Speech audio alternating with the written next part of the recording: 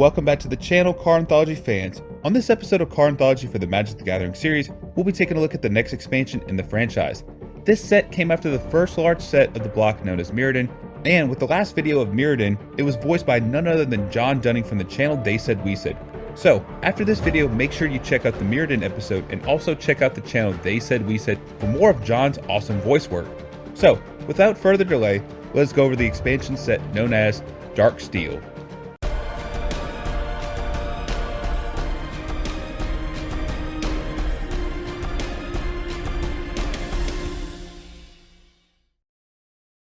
Darksteel was released on February 6th of the year 2004. It was the 31st true expansion of the franchise and was the first small expansion of the Mirrodin block. It was designed and developed by Bill Rose, Tyler Bielman, Brian Schneider, Mark Rosewater, Henry Stern, and Brandon Bosey, with Jeremy Cranford being the art director of the set. The symbol of the set was the Shield of Cauldra. Darksteel had a total of 165 cards, which consisted of 55 commons, 55 uncommons, and 55 rares. It was sold in 15 card booster packs that featured the artwork of Eater of Days, Arcbound Ravager, and Shield of Cauldra, was sold in fat packs, had the novel The Darksteel Eye released alongside this expansion, and also had 4 theme decks, which were the Mono Red Master Blaster deck, the Mono Black Mind Swarm deck, the Mono Blue Transference deck, and the White and Green Swarm and Slam deck. This expansion was notable for being an extremely powerful tournament set, with some of the cards being banned almost immediately in multiple formats at the time. Cards that were not banned immediately were heavily used, with some of the cards still being used to this day. When it came to the themes and mechanics, Darksteel continued the artifact theme that was introduced in Mirrodin, along with the inclusion of the indestructible Darksteel artifacts. Besides the indestructible mechanic, you also had the modular mechanic, which let the artifact creatures enter the battlefield with a number of +1/+1 counters on them, and when that creature dies, it can move its counters to another artifact creature.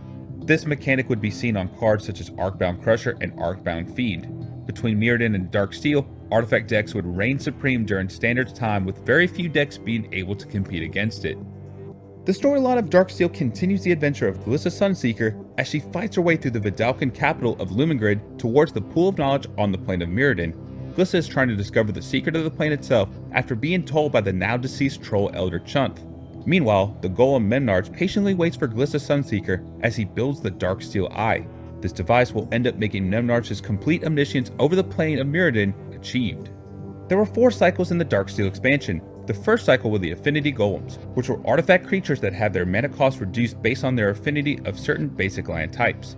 The Affinity Golems were Razor Golem, Spire Golem, Dross Golem, Oxida Golem, along with the last creature being Tangle Golem.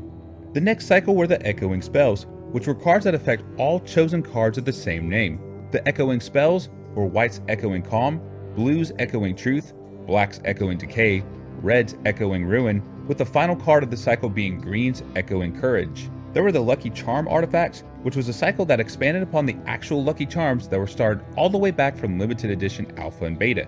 A Lucky Charm lets you gain 1 life when a certain spell color is played. The Lucky Charm artifacts were Angel's Feather, which is affected by white spells, Kraken's Eye, which is affected by blue spells, Demon's Horn, which was affected by black spells, Dragon's Claw, which was affected by red spells, and Worm's Tooth, which is affected by players playing green spells. The last cycle were the Pulses, which are rare spells that gives a certain resource like cards or life and has the chance to be returned to the owner's hand if the opponent has a certain resource that is higher than your own. The cards of this cycle were White's Pulse of the Fields, Blue's Pulse of the Grid, Black's Pulse of the Dross, Red's Pulse of the Forge, with the last card being Green's Pulse of the Tangle. Other card category inclusions were 1 Mirror Pair, 3 True Reprints, 2 Functional Reprints, with 1 color shifted card. The Mirror Pair were the Emissaries, which included Emissary of Hope and Emissary of Despair, which were spirit creatures that made gaining or losing life based on the number of artifacts that another player controls.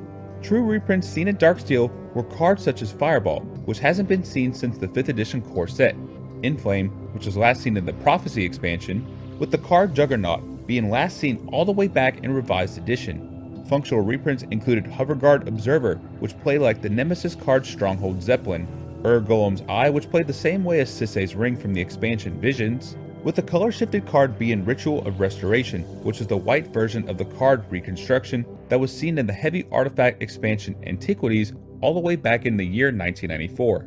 While this expansion did not have nearly as many notable and impactful cards as Mirrodin, there were still few cards that affected many formats. The first card was Sword of Light and Shadow, which is an equipment artifact that gives a creature +2/+2 and gains protection from white and black. It also has the ability of gaining 3 life when the equipped creature deals damage to a player, along with being able to obtain 1 creature from the graveyard to be put into your hand. While it did not see too much play in the standard format, it saw a huge number of inclusions in the modern format, as it was seen in many professional Jund decks. Sword of Fire and Ice was another equipment artifact like Sword of Light and Shadow, where you gained +2/+2 and gained protection from red and blue.